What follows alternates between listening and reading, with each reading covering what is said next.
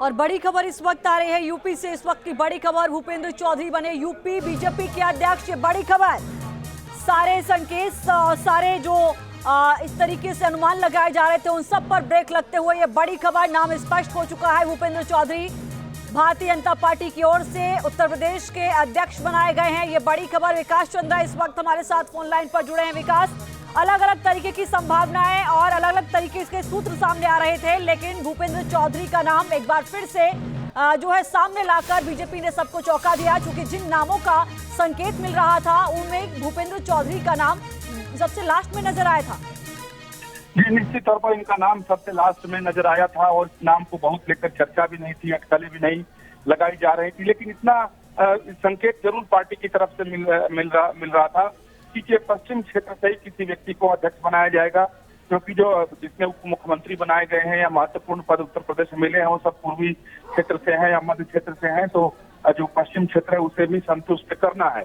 तो अब भूपेंद्र चौधरी का नाम सामने आया और भूपेंद्र चौधरी का नाम 2 दिन पहले बड़ी गंभीरता से सामने आया और ये बातें सामने आई कि इन्हीं को प्रदेश अध्यक्ष बनाया जाएगा। और पश्चिम क्षेत्र से बनाने के पीछे जो कारण बताए जा रहे हैं कि एक तो ये जाट समुदाय से आते हैं और इधर सबसे बड़ी किसान जाति भी है, तो पश्चिम को संतुष्ट करना, किसान समुदाय को संतुष्ट करना, यानी पूरब और पश्चिम की राजनीति को संतुलित करने के लिए, क्षेत्रीय संतुलन को बनाने के लिए भूपेंद्र चौधरी के हाथ में उत्तर प्रदेश की बागडोर को सौंपा गया है। बिल्कुल ठीक कहा आपने। तमाम समीकरण जो है वो साधने की कोशिश की गई है, किसानों को भी फेवर में लेने की कोशिश है, जाट समुदाय को भी लेने की कोशिश है। लेकिन एक चीज मैं विकास यहाँ समझना चाहूंगी। इससे पहले आपको याद होगा केशव प्रसाद मौर्य का वो ट्वीट जो बेहद ही चर्चा का विषय रहा कि सरकार से संगठन बड़ा है। उस ट्वीट को अगर जोड़ें और भूपेंद्र चौधरी के नाम को जोड़ें तो क्या मैसेज नजर आता है आपको? ये देखिए, निश्चित तौर पर जब केशव प्रसाद मौर्य दिल्ली आए और जाकर पार्टी अध्यक्ष से उन्होंने मुलाकात की और एक उनकी तस्वीर वायरल हुई और उसके बाद उनका जो बयान आया था कि संगठन बड़ा होता है, तो अटकलें लगाई जाने लगी। जब वो नड्डा के घर पहुंचे थे मिलने के लिए और तस्वीर सामने आई तो ये अटकलें लगाई जाने लगी कि हो सकता है कि केशव प्रसाद मौर्य को बीजेपी का अध्यक्ष बना दिया जाए। लेकिन फिर वो बात आगे नहीं बढ़ी और उसको लेकर के पार्टी की तरफ से कोई विशेष संकेत नहीं दिए गए थे।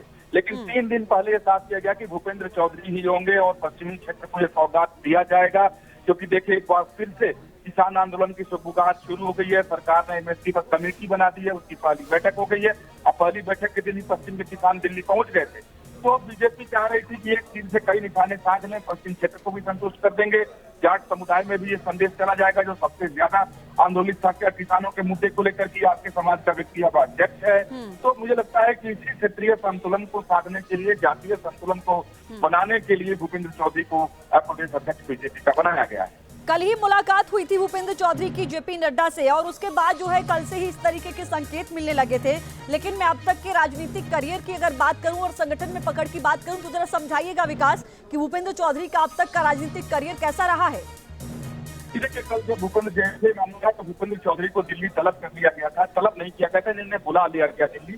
तो ये स्थिति बिल्कुल साफ सी हो गई थी कि शायद भूपेंद्र चौधरी को ही प्रदेश अध्यक्ष बनाया जाएगा। उसके बाद वो संगठन मंत्री बीएल संतोष से उन्होंने मुलाकात की और देर शाम यानी रात में जाकर के उन्होंने पार्टी अध्यक्ष जेपी नड्डा से मुलाकात की थी और उनके साथ एक व्यक्ति भी थे। दोनों लोगों की काफी देर तक मुलाकात हुई, बातें हुई और वहां से निकलकर वो चुपचाप चले गए। उन्होंने कहीं किसी से कोई बात नहीं की।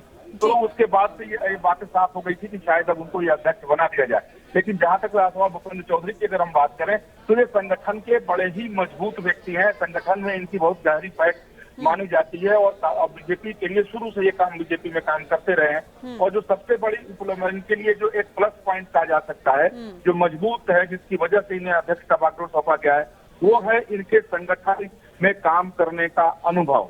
और संगठन में काम करने का अनुभव ही इन्हें आज अध्यक्ष पद तक पहुंचाया है। तो मैं आपको बता दूं, जब ये किसान आंदोलन चल रहा था तो दिल्ली में जाट समुदाय की एक बहुत बड़ी बैठक इन्होंने प्रवेश वर्मा के घर पर बुलाई थी और इन्हीं के नेतृत्व में हुआ था और उसी में हुआ था कि विकास, क्या माना जाए कि इस चेहरे को चुनकर 2024 के मद्देनजर पश्चिमी यूपी के नेता को प्रदेश अध्यक्ष की जिम्मेदारी दी ताकि क्षेत्रीय समीकरण और जातीय समीकरण दोनों को साध सके भारतीय जनता पार्टी लोकसभा चुनाव 2024 के लिए?